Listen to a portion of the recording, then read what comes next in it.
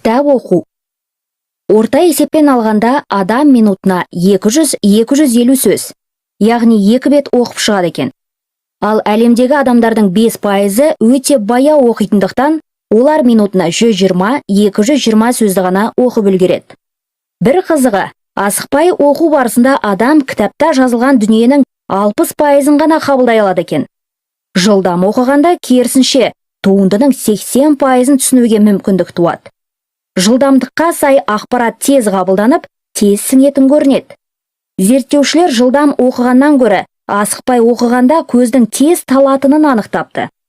Қарапайым адам бір нүктеге қарағанда 10 әріптік белгіні көруі мүмкін.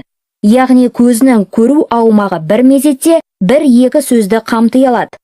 Ал жылдам оқитын адамның мүмкіндіктері жоғары.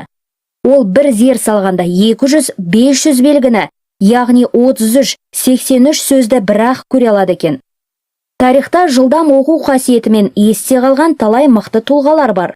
Мысалы Наполеон Бонапарт. Ол өзінің қолбасшылығымен ғана емес, оқудағы жылдамдығымен де ерекшеленген. Ол минутына 2000 сөз оқитын болған.